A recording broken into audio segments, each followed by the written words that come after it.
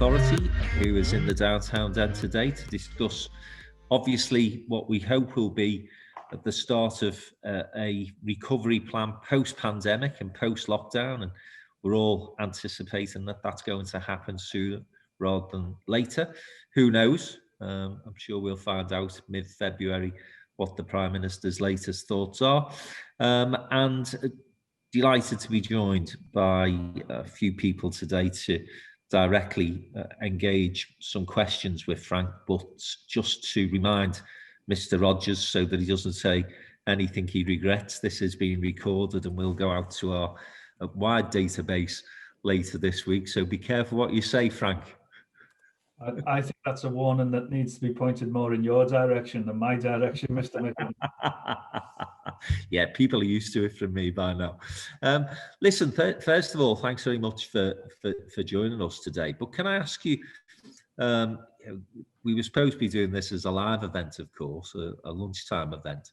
And this time last March, Frank, if someone would have told us we were still going to be in lockdown, I think we'd have all been surprised, let's put it that way. So just on the basis of, you know, the staff that you manage and the organisation that you're within, because sometimes we forget that there's people involved in running these places as well. How you maintain a motivation? How have you been able to ensure that the staff have stayed in a reasonably good place? Because it's tough for people, isn't it? It's phenomenally tough, Frank. It really is. I think more or less, as you were saying, if someone had asked us 12 months ago, do you think you can be out of the office almost entirely for a 12-month period and continue to deliver what you're here to deliver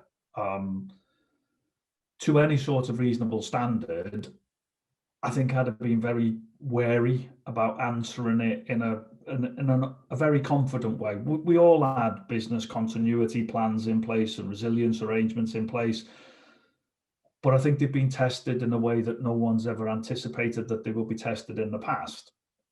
And touch wood, I think we've borne up particularly well from a transport perspective. We've been able to keep the transport network going, the tunnels open, bus and rail operating, and continue to do the CA activities as well. But you're right, the staff challenge is a particularly important one.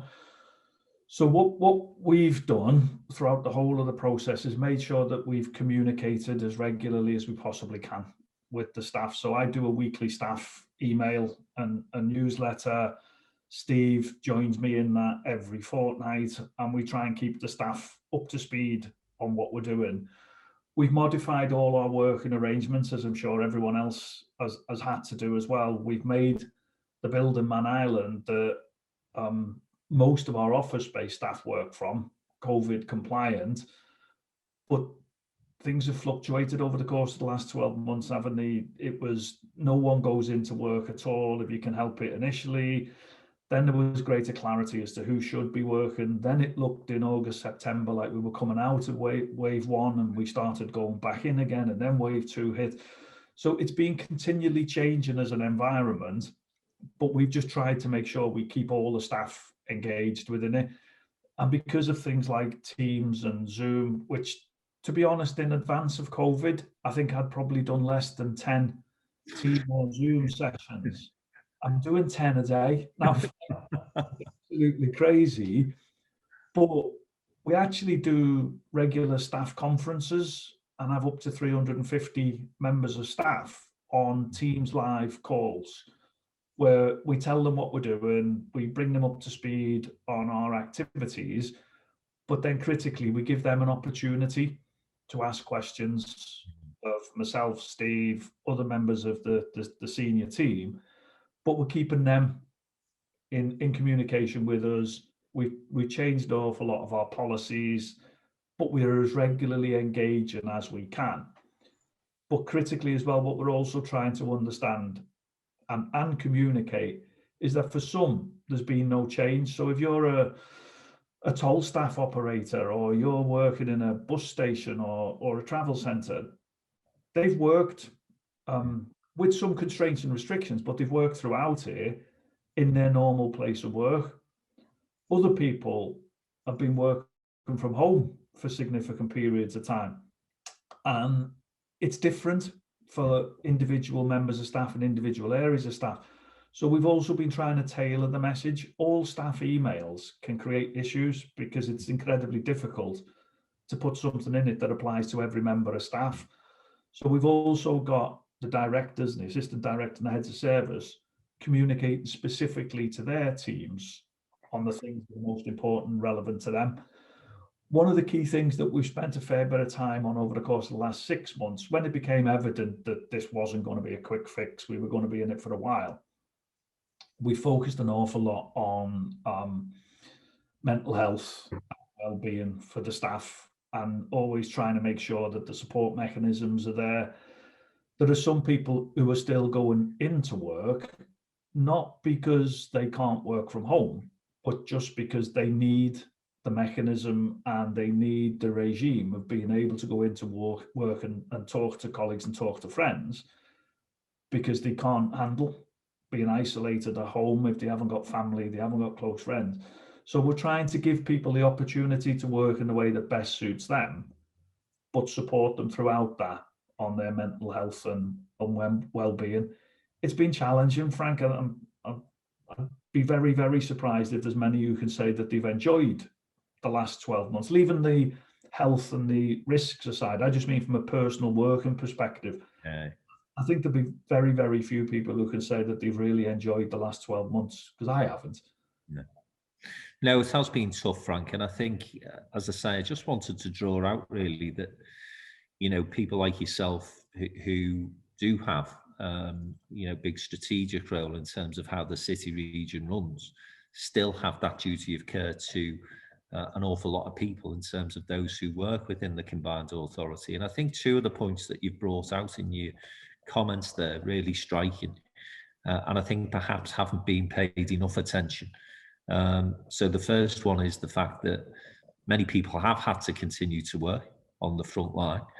And, that goes for some of the people that work within the Combined Authority as well. And so, I think there has been a gap opened between, I'll put it in its simplistic terms, you would say blue collar, white collar in the old money. I know it's slightly different now, but I do think that we've missed the fact that that's going on. And there's some resentment growing, I have to say, among those people, and understandably so, I think, who are saying, people in my supermarket locally say to me, well, you might be moaning about working from home, but look at us. We've got to come in. So I think that split hasn't really been taken account of. And then, you spoke about this last time we were on a call, Frank. The mental health issue is huge now. And I think, again, the point that you make, we've done the same with our staff. Some people don't like working from home for all sorts of reasons. It can be too cramped, it can be too distracting, it can be too isolating.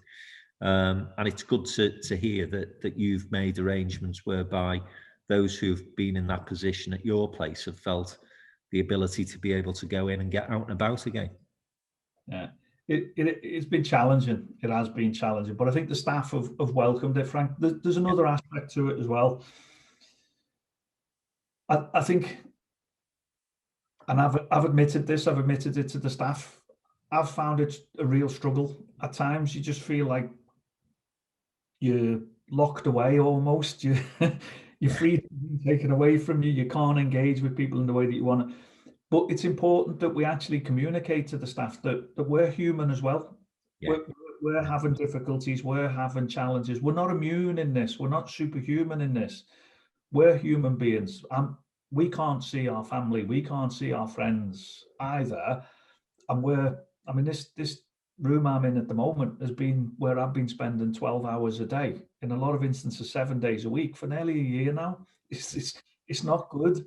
And so communicating to them that we're in the same boat in different ways, but we share the same concerns that they have. There'll be different extents and it'll impact in different ways for different people. But I think demonstrating the fact that you're not above this and you're not immune from it is hugely important. Yeah. Frank, if we can move on to, the things that the Combined Authority have been doing during the past 10 months in terms of trying to support the business community. I think that, you know, the grant regime that's been operating in Liverpool City region has been particularly good. You know, most of the money's been getting out of the door quickly. I know we've got a discretionary grant scheme being launched later this week as well, which I know will be welcomed by many businesses. But I don't want to dwell on, you know, the crisis that we find ourselves in, because we see enough of that doom and gloom on the news on a daily basis, on an hourly basis now, don't we? I want to look forward a little, because we've also been working really hard on a recovery plan, which clearly the Combined Authority is central to. What are some of the standout ideas, standout initiatives for you, Frank, that we can hang our hat on and say there's real progress potentially going to happen in the not too distant future here? Yeah. I think one of the big messages that we tried to get across in the recovery plan was that we were in a really good place as a city region before COVID hit. Given the challenges that we'd faced in the previous 15 or 20 years, from an employment perspective, from a GVA perspective, from a business creation perspective, we turned an awful lot of the metrics around, and our employment rates were growing, our GVA performance was increasing, our business creation was growing. We were probably the fastest growing combined authority area across the country. And so we were in a good space in terms of addressing some of our historic challenges that we've had for a number of years. And then this happened.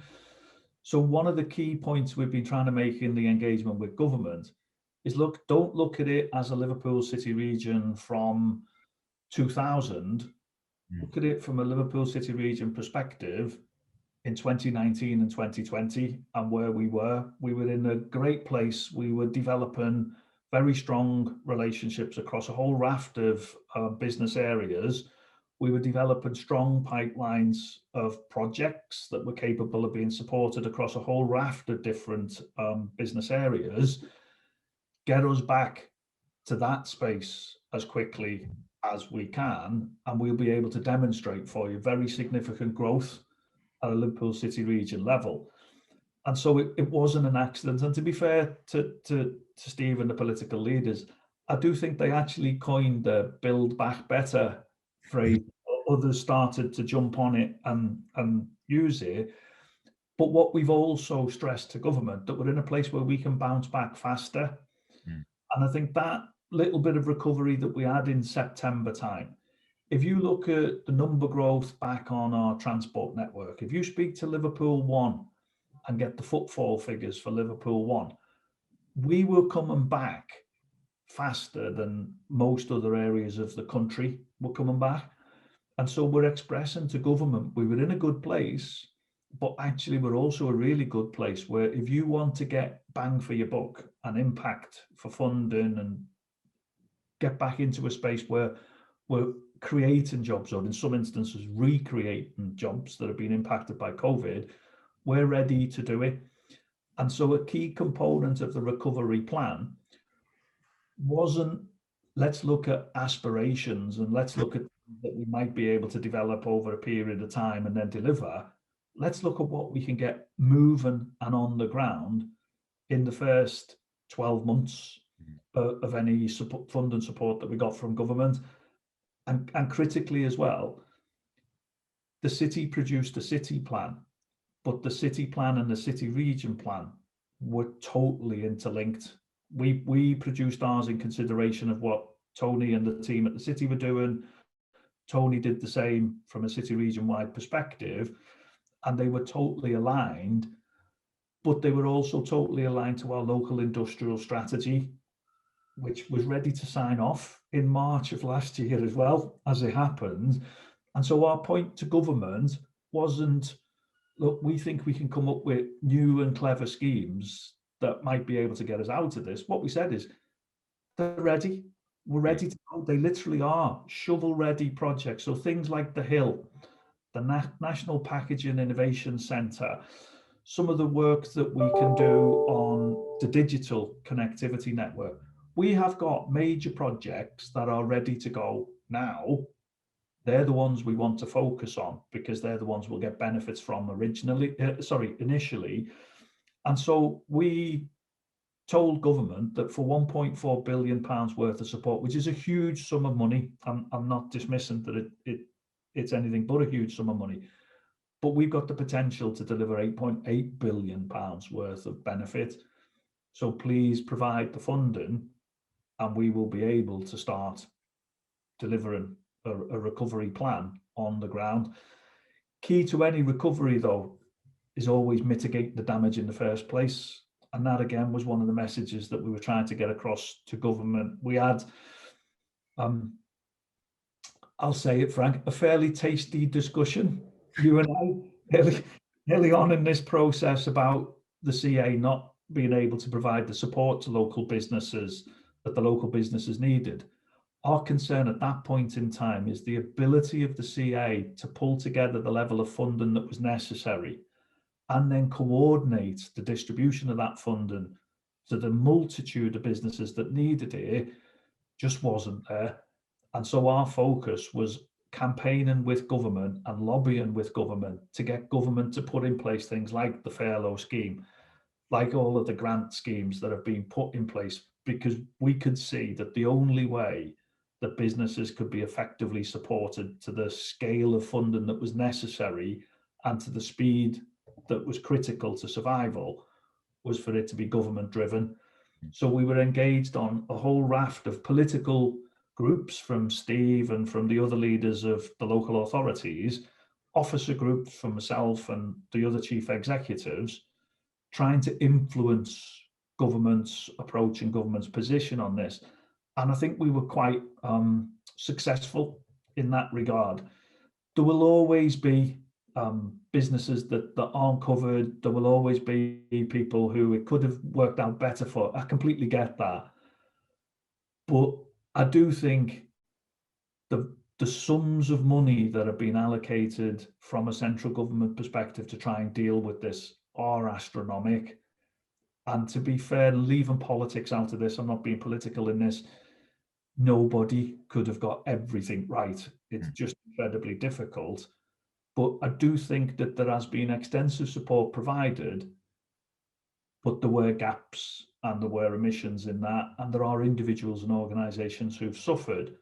But I think on the whole, both from a central government perspective and from a local perspective, we've done what we can to try and help and support. And from a local perspective, we've done what we can to lobby and to campaign for that support to be provided.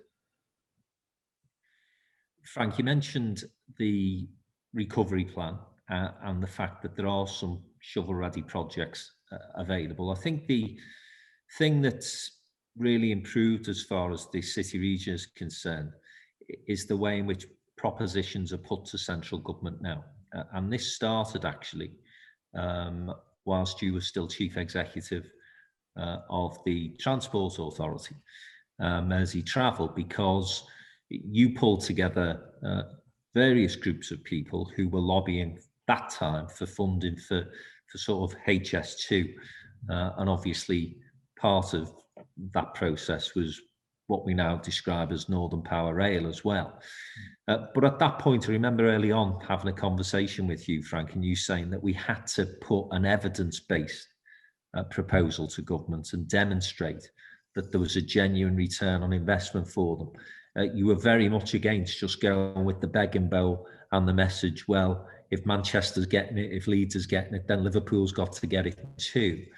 And so I think there's two things that have happened during the past 2 or 3 years, certainly under your tenure as chief executive. I think there's a much better coordination of local authorities and stakeholders in terms of getting behind those various projects.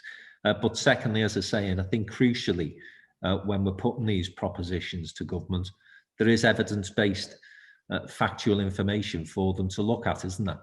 Yeah, there is, Frank. It's something that we had to put very significant work into. That HS2 one that you touched on, where that really got hammered home to me, I was at a meeting of the Port Access Steering Group for connectivity to the Port of Liverpool. And one of the consultants for the port gave a presentation on the multimodal challenges for access into the port, and the rail challenges were a key component within that, and explained about the time it takes for a biomass train to get from the port up to Drax Power Station, a distance of about 70 miles. And if you're lucky, you can do it in 7 hours. In some instances, it takes 13 hours. And he explained all the issues of restrictions on freight paths, restrictions on gauge, and so on and so forth. And at that point in time, we were really pushing the port as a major component of our growth as a city region. It was pre-Liverpool 2 actually opening, but we knew what the intentions were.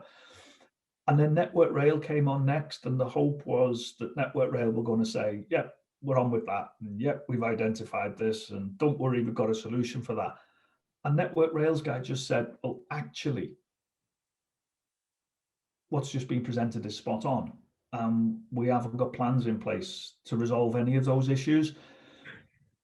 And then we commissioned a piece of work. So that's what a freight consultant is saying. This is what Network Rail are saying. This is what we think as the Transport Authority. Here's what Mersey Rail are intending to do. This is what the business community needs. And we had to look at it, and there were, don't hold me to the exact number, but I think it was something like 32 separate policy or strategy documents associated with developing rail infrastructure for the Liverpool City region. 32, and they were all laudable documents in their own right, but none of them pulled a lot together. So we produced a 25-year rail strategy for the city region that took all the pertinent points from all of those documents. We did it in conjunction with organisations like Andes, Network Rail, DFT, Northern, TransPennine, everyone. Put a 25-year rail strategy together and got all those organisations to sign that off and said, right, now we've got a plan to work to. Let's follow that through. HS2 then was up for consultation at the time, and that was a really good mechanism to explain how HS2 could help and support. But we didn't just say, your point, Frank, we don't just want it because Manchester are getting it and Birmingham and Leeds are getting it. We commissioned Steer Davis Gleave and Volterra, who weren't city-based. They were nationally recognised consultants in the field, and they produced an economic analysis of the potential benefits that HS2 could bring to the city and to the city region. And we used that in conjunction with the rail strategy, but also critically, we pulled together stakeholders across the city region, because Merseytravel at the time had a view of what the answer was. The city had a view of what the answer was. Individuals in the city had a view of what the answer was. Network Rail had a view, DFT had a view, the business community had a view. Individuals at the university had a view. Everyone knew what the answer was, but they were all different answers. And so the point we made was, how are we going to tell government what the Liverpool City region wants if the Liverpool City region doesn't know what it wants? It's got 15 separate asks coming from 15 separate organisations. So we used the rail strategy, we used the economic analysis work, and we used the local stakeholder group and said, now let's get one message here. Let's get behind that one message. Let's provide the evidence for that message, and let's drive it home. And it's a long journey, Frank. It always is in the rail industry. It takes forever to develop a rail project, particularly one of that magnitude. But what I will say, despite all the challenges, we are closer than we have ever been to getting a proper HS2/MPR link into the city. And it wouldn't have happened if we hadn't have approached it in a coordinated, evidence-based way. And we're now applying that to everything we do. Put a strategic outline business case together, produce an outline business case, take it forward to full business case, and prove that what you're doing isn't just a wacky idea that someone's come up with and thought it would be good if we do. it's got evidence and logic, but also critically, it falls under the umbrella of a strategic approach at a city region level. So it ties in with all the other things that we're doing. And that's been the benefit of creating long-term strategies, but then pulling them all together in a local industrial strategy. And then again, coming back to the recovery plan was very strongly informed by an evidence-based industrial strategy. It is paying dividends. Yeah, absolutely. And it's definitely the only way in which the government are going to hear your case, never mind present any investment funding in future. You know, they're very clear, I think, now at a government level that unless you've got those evidence-based strategies to present to them, then you're wasting your time, really. So I think, as I say, Frank, you deserve great credit for really being the first organisation to undertake that comprehensive approach to such a complex matter. And, you know, as you rightly say, in Liverpool City region, there's certainly never any shortage of opinions, are there, in terms of what the solutions are. So we do have to try and come to a conclusion whereby we've got that single message, and we're much, much better than that now, much, much better than that, than we used to be. So, Frank, we'll come back to the transport issue, I'm sure, because I know Andy wants to put a question. I know the HS2 project exercises young Jim Hancock's mind from time to time, so he may want to put a question to you a bit later on. But beyond that sort of regional and national transport infrastructure that's so important in terms of Liverpool's development, obviously the internal connectivity is important as well, isn't it? And you know, we have the Mersey Tunnels, which are a crucial part of keeping the whole economy here moving. But then there's other things that are required if we're going to continue to keep the momentum that you spoke about going. So at a local city region level, Frank, what are the sort of things that we're looking at investing in as far as connectivity is concerned? And when I say connectivity, not just transport, but, you know, the other connectivity that's important these days, of course, is the technology that drives these sort of conversations. Yeah, incredibly important. We wouldn't be here, would we, if we didn't have that digital connectivity? I'll start with the transport one then, and you've touched on it, and Andy is obviously fully aware of it. The new rolling stock for the Merseyrail network, that's starting to come into the city region now. This changes on a regular basis, but last I heard we've got 16 units now in the country, in the city region, undergoing city region tests now. So they're out on the network doing brake tests and operational tests and so on and so forth.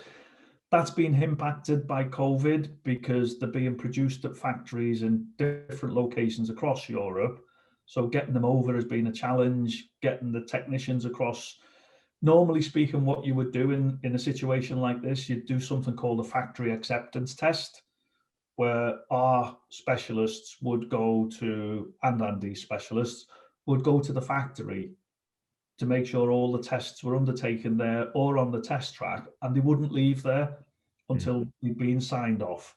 As a consequence of COVID, we've had to modify that because our people haven't been able to go over to the factories. And so there's been a combination of elements of factory acceptance tests in factory and local acceptance tests on the network. But we're progressing through that now. So those trains will start to roll out onto the city region network over the course of next year. They've been delayed as a consequence of COVID. So that's rail. We touched on HS2 and NPR connectivity. That will have benefits for us. And we've started our station commission now, chaired by Denise Barrett-Baxendale, looking at a new station in the city centre. That will pick up HS2 issues, but it will also pick up NPR issues. So what's currently happening on the City line with Northern and TPE and other service provisions will be encompassed within that. We've got a bid into DFT for Central Station. It's the busiest underground station outside of London, and on a service provision per platform edge, it's actually the busiest station in the whole of the UK. There are more interfaces trains to platform edge at Central than there are in any other station in the country. Phenomenally busy station, and we need to significantly expand the station capacity and the station capability. We also want to look at improving the Borderlands link, so from Bidston out to Wrexham on that part of the network. And as part of our Transforming Cities Fund, we're currently developing a project to link Kirby out to Head Bolt Lane and heading out, ultimately, if we can get the funding with West Lancs, out to Skem. Frank, that'd be one you'd be interested in. Very much so, yeah. Yeah, and also a St James station in the Baltic area. We're developing that at the minute. So a phenomenal amount going on the rail network. On the bus network, we've been working on bus reform under the Bus Services Act for a couple of years now, but COVID's put a major impact in that as well, because the bus network at the moment isn't commercial. It's only capable of surviving on the back of subsidy. So there isn't currently a logic in franchising the bus network, because you will be taking responsibility for a non-commercial activity. So that's been put on hold at the moment. But we are looking at procuring 20 hydrogen-powered buses, and we have got our green bus corridor work as part of the overall active travel program. So we're looking at how we can significantly reduce the carbon impact of the bus network. We're looking at how we can speed bus travel and the reliability of bus travel with bus priority measures and green corridors, working in conjunction with the local authorities. And that's part of the active travel piece of work that cycling and walking are also included within. So across all the ranges of transport activity, there's still a phenomenal amount going on right throughout the challenges that COVID has presented for us. So the transport agenda is as strong as ever. The connectivity agenda is as strong as ever. And whilst some of the stats might change, because we've got to reanalyze all the numbers now, because there is going to be a greater degree of working from home and flexible working post-COVID. Organisations accept that. There is potentially going to be impacts on city centres and how city centres operate and function, and we need to re-put that back into all of the plans. So that's all ongoing. Digital connectivity, we've just entered into a contract with commercial partners on the digital infrastructure network of the city region, looking at making sure that we address the digital deficit that a lot of our communities currently have. And you're right in what you said before, Frank. If COVID's demonstrated one thing, it's the criticality of digital capability and digital connectivity, not just from a business perspective, but actually from being able to keep people in touch with each other. And I think COVID has had a very significant impact on everyone's IT competence, because you've had to. We're all finding how to use Teams and Zoom in ways that no one even understood. But it's not just in a business sense. I mean, we did it. I'm sure some of the rest of you did. As a consequence of the restrictions over the holiday, we did a New Year's Eve Zoom party, trying to judge each other's starters and each other's main courses. Having over it. So it's not just a workplace intervention. I think it will be something that a lot of us continue to use. And it's knocked Skype and FaceTime, I think, into a bit of a backward seat now, because it's just so flexible and you can have so many people on it. So digital connectivity is going to be hugely important, and we're driving that agenda with our digital infrastructure contract, and you'll start to see more of that coming through. It already links in with the Dig Once strategy. So what we're doing on infrastructure schemes on the highway network, or anything that interfaces with the highway network, we've now got an arrangement with each of the local authorities where we will put the ducting in and the draw chambers in to facilitate installation of fibre and fibre networks. so that when we are ready to put the cable in, the cable will go in, enhance the connectivity without then having to go back up and rip up the roads again. It is a bit like that Heineken from a few years back. Why don't they do the gas when they're doing the electricity, when they're doing trying to do that from a digital perspective? And again, one of the things that we're doing to try and link things up, there's a part of the Rolling Stock project that's called TSIS, and it's about providing wireless capability on the rail network. We've got quite good coverage on the bus network at the minute, but we want the new fleet to be wireless enabled. And to do that, we've got to install fibre optic cable along the whole of the rail network, the whole Merseyrail network. And we want to try and work with Network Rail to use that as part of our digital infrastructure. We're already using the assets of the tunnels to provide the links across the river and strengthen our digital network. But you're right, digital connectivity, hugely, hugely important. Let me just close off the transport piece, if I may, Frank, by mentioning the airport, because again, I'm aware that the Combined Authority provided a big chunk of financial support to Liverpool John Lennon, which was, again, you mentioned earlier, you know, how Liverpool was on the cusp of really great things pre the pandemic, lots of wonderful achievements and opportunities on the horizon back then, and the airport was going from strength to strength as well, with a couple of new potential contractors coming in. So, you know, air travel, we hope, will at some point be able to bounce back. And as I say, Frank, I know that you're showing a keen interest in what's happening there because of the investment the Combined Authority has made in the place. So, any update into what John Irving and the team over there are doing at the moment? Yeah, we work very close with John and the team. We jointly developed a surface access strategy for the airport with John and his team, looking at all the different modes. So connectivity from Liverpool South Parkway, bus connectivity, heavy rail connectivity, and the potential for that. We want part of the West Coast Main Line connection. If you remember, a couple of years back when we had Lime Street closed, intercity services were stopping at LSP. That was a fantastic benefit for us. We want that on a permanent basis, because that then gives an intercity connection at the nearest facility to the airport, and then we can do a strengthened airport shuttle connection that again enhances connectivity at John Lennon. So we're working through all of that.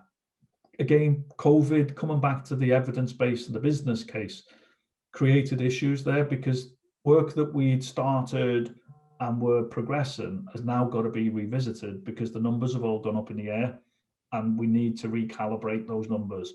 But we will do what we can, because even in advance of the support we provided to the airport, which I'm 100% convinced was the right thing to do, because it's a massive piece of strategic infrastructure for the city region, and we couldn't have let that go. But even before then, there was a clear understanding that the need to more effectively connect the airport was a critical part of our transport plans. And so we are on with that in lots of different ways. And I think John and the team understand that. Well, I know they understand it because they're completely plugged into it.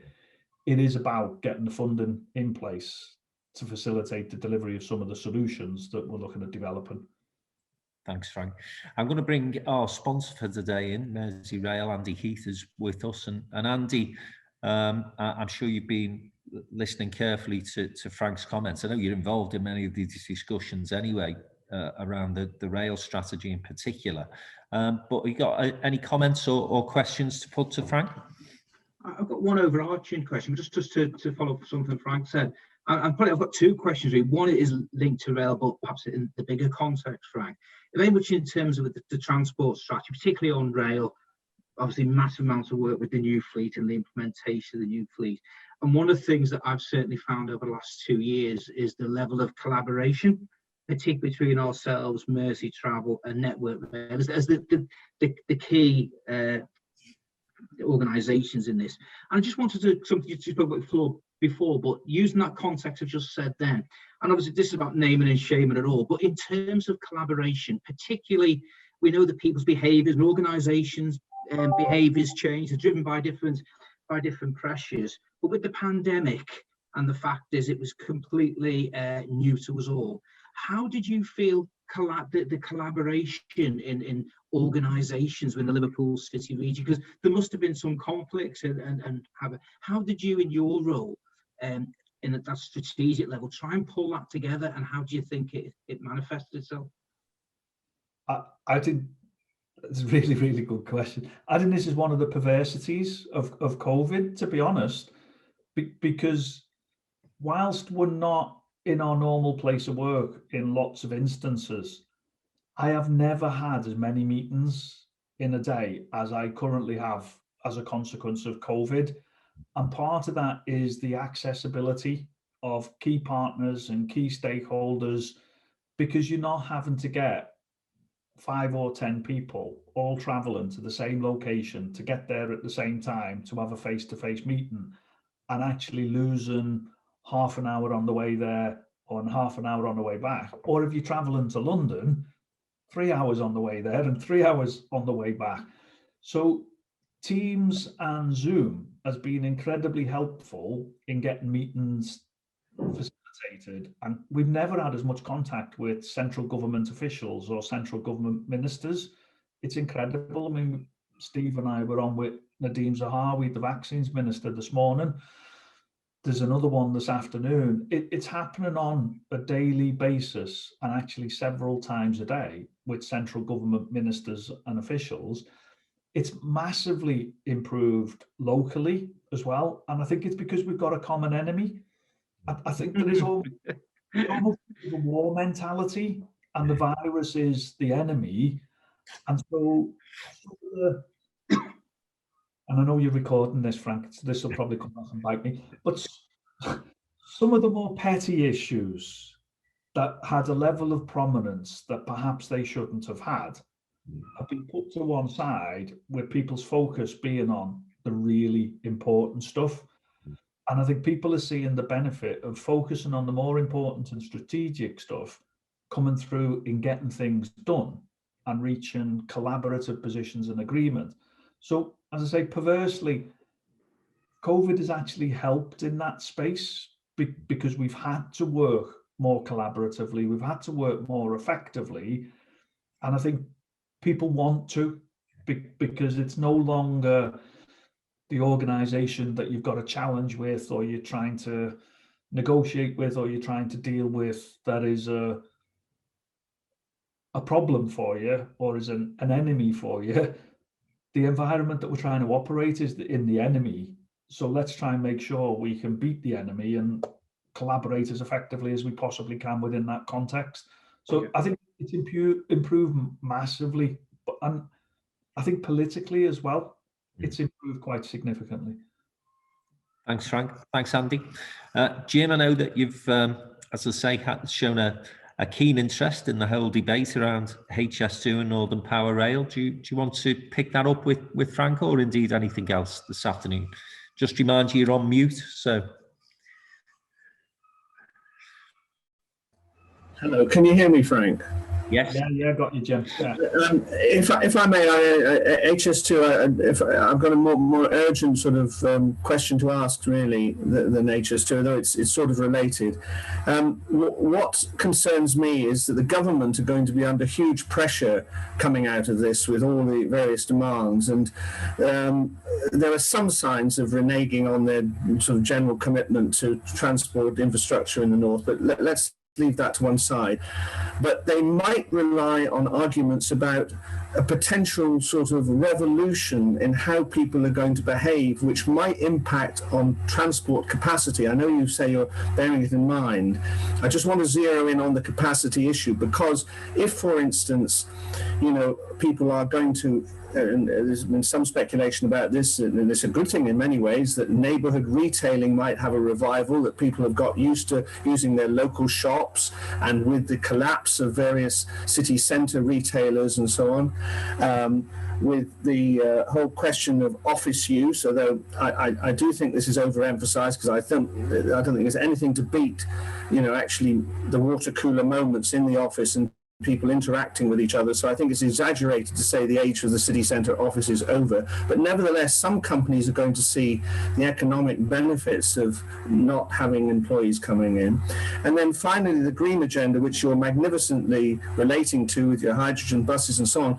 But, in a sense, one of the implications of the green agenda is that we should really think about our travel, and that relates perhaps to the airport. So with all those things in mind, when you say you're factoring in this terrible year that we've had, how much is capacity, and therefore do we need all the rail capacity, the bus capacity, the air capacity? How much is that sort of bearing in on you, or is your argument that the infrastructure of Merseyside in particular, but the north of England, has been so neglected over the years that the case for investment is still as strong as ever, and government ministers shouldn't be let off the hook? Thanks, Jim. Easy one for you, Frank. I think he answered it for me at the end, to be honest. I think that is a really powerful point you make at the end there, Jim. It is decades and decades of underinvestment that's created the problems that we have today. So the position that we're adopting is, we do need to revisit the numbers. We do need to look at the evidence base, but it doesn't alter the strategic need for enhanced connectivity that will provide increased capacity. Speed for me was always the least of the three important things for HS2. I think they got it wrong by naming it HS2, to be perfectly honest. It should always have been about capacity and connectivity.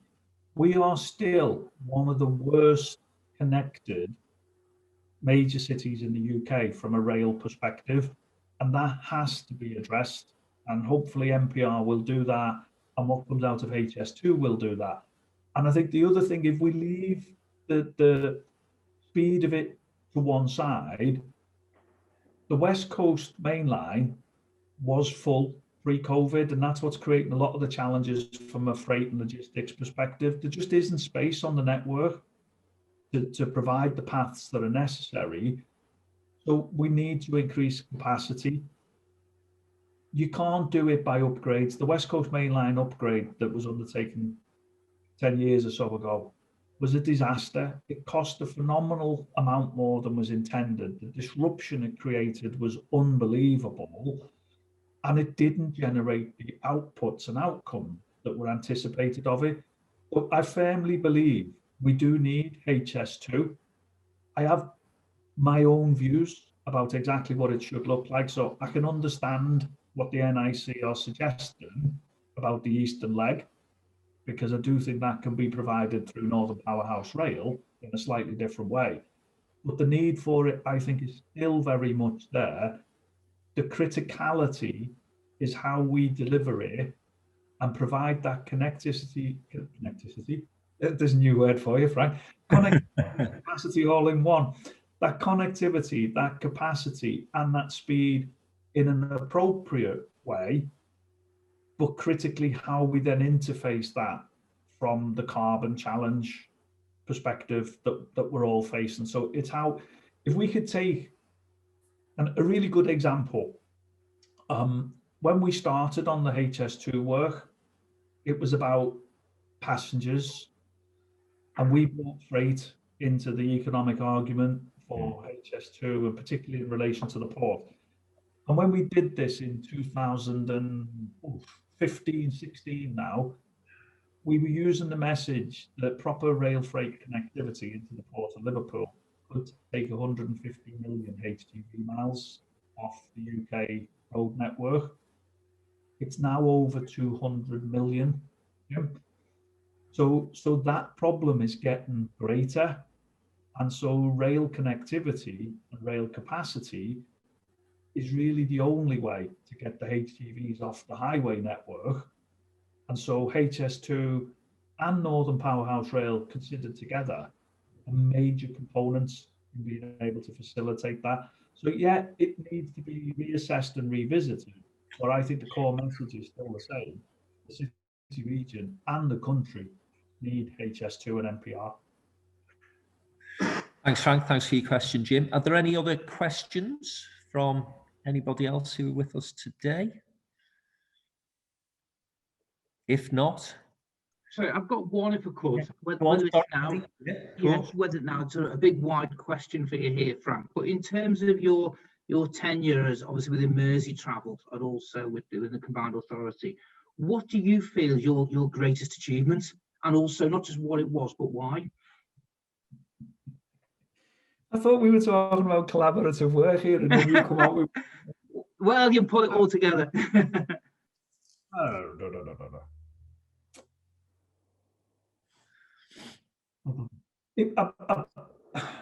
I'd probably struggle to give you one, Andy, to be perfectly honest. Off the top, I think probably the first one is actually surviving 15 years in Liverpool City region politics and choosing to leave on different terms rather than somebody else's. So that might be one, and I'm joking there again for the recording. I'm joking. Second one, yeah. Do you mean just in the city region or wider? Within the city region, Frank, but if it's easy to answer, wider. But I'll do the wider one because my first job after graduating from university, I'm a civil engineer by profession, and the Mersey Tunnels actually got me into civil engineering because when I was asked at my interviews what did, I referenced walking through the Mersey Tunnel when it was opened in 71. Yeah. And the next thing I knew, I was down at Heathrow Airport for my first contract after graduating on the Piccadilly line extension out to the new Terminal 4 that was being built there. And I was as green as grass. Never worked on a construction site in my life before, but in charge of controlling the line and level on a tunneling machine, heading to Heathrow Airport to a multi-100 million pound terminal facility at Terminal 4 that the platform had already been built in. And we had to travel just under 3 miles on vertical curves and horizontal curves and bring this tunneling machine into that already constructed platform that was about 20 to 25 meters below ground level. So actually hitting it on line and level at that point in time was the biggest achievement then, because I was terrified. The final week coming up to hitting the wall of that terminal building, because can you just imagine the problem is you'd have been 2 foot high, 3 foot left. It didn't bear thinking about. So that was one. I think bringing it into the city region context, and I think something that's quite close to your heart, to be honest, Andy, and it is the Roll and Stock project, because I joined Merseytravel in 2006, and it was being discussed then that we need new trains. The trains were secondhand when we got them. They were already approaching end of life. How do we? And it was talked about for probably 4 or 5 years from when I first joined. But then we picked it up in earnest probably 8 years or so ago. And like any significant project, it doesn't happen overnight. There's a phenomenal amount of effort has to go into it. And Frank, coming back to your point, it needed the evidence to justify the funding for it. So phenomenal amount of work had to go into the business case on it, projecting what the patronage levels were going to be, what the costs were going to be, what the infrastructure enhancements were going to be able to deliver it. And we had to convince DFT that the business case was robust.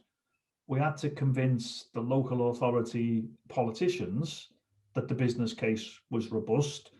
And then we had to assemble the funding to be able to deliver it. It's of the order of £500 million, depending on whose number you listen to and which bits are included within the numbers.